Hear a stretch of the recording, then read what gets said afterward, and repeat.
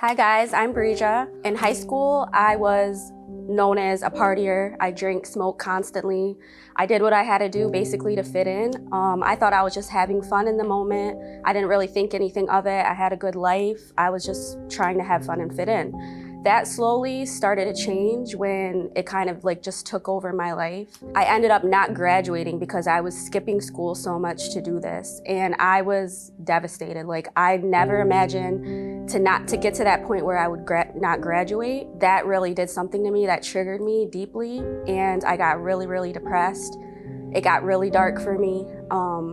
I got really, really insecure about myself. I felt like a failure. I felt purposeless, and that's when I was no longer drinking to have fun, but I was literally drinking to numb my pain. And the pain never went away, and I just truly didn't know what I was gonna do with my life, and that's all I had to hold on to was drinking, smoking, partying, turning up, doing what the world says helps you get by.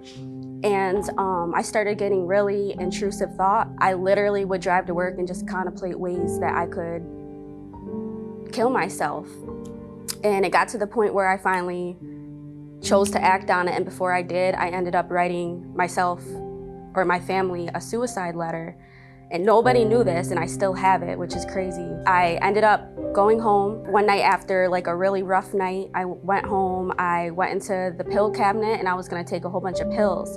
And I remember just crying out to God, and I had no relationship with God at all, but all I could do in that moment was cry out to Him. And something told me not to take these pills, so I didn't take them, but that wasn't enough for me. I was still lost. I still wanted to kill myself.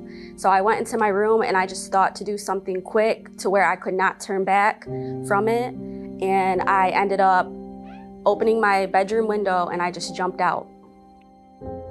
When I hit the ground, I was mad, for one, that I didn't die, but the crazy thing about it is I didn't even get hurt. I could have died that night. I could have gotten severely hurt and nothing happened to me. And I was so mad, and I was still planning on killing myself. And I got back up and went into my room, but I got caught up and my mom found out and she rushed me to the hospital. And I remember being in the hospital, just trying to keep it cool for the nurses, because I knew when I got out, I was still planning on killing myself. It wasn't over for me. And I ended up having to stay overnight, and I fell asleep, and I got woken up from the nurse with the craziest news of my life. She was telling me I was pregnant. Had no idea I was pregnant. In that moment, for some reason, I felt peace though, and I felt relief because I knew I wasn't going home to just die. And all I could think of was, this has to be God. This has to be God. On the night that I was going to kill myself, I find out I have life inside of me. And that touched me a lot, but I never really went to church and tried to know God for a while until I met my sister-in-law. She invited me to church and I ended up going, and I did get saved. I experienced amazing things, but I was what you would call a lukewarm Christian. I was just back and forth, came every now and then, still drank, smoked, did my own thing. That was the worst thing I could have possibly done, was play both sides, because the enemy had all access into my life. I knew that. I was playing with him, and the enemy literally started attacking my family. He ended up taking my aunt, and then literally a month later, my little brother, my 18-year-old brother, got shot at a party, and then a month later, my cousin got shot. And I knew it was because I was over here playing around. I was smoking and drinking, but trying to live for God, and that was the worst thing I could have done. And after that, it took me to another dark place. I was trying to be strong for my brother and my family members, but I was literally dying on the inside. And those suicidal thoughts started to come back. Nobody knew that. And I knew something had to change. And thankfully, my sister-in-law invited me to church again. And I knew I had to bring my brother Shahid, because he was at rock bottom as well.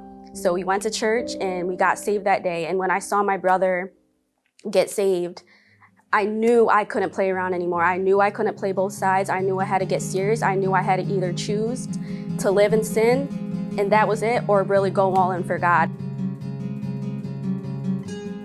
I chose to go all in for God. I chose to let go of drinking because it was literally killing me. After that, that was it. I didn't smoke or drink anymore. I now see my brother set free, And I just always think, what if I never chose to just let those things go for God? I probably wouldn't be alive. I know my brother wouldn't be alive, and I wouldn't be sitting here today sharing this with you guys. Don't just use the excuse that you're young to not go all in for God now. Live for Him now. Don't wait till something tragic happens in your family to want to grow closer to God. Do it now. He wants to replace that joy you feel and that peace you feel when you're drinking and smoking. He wants to replace it. He wants to give it to you permanently.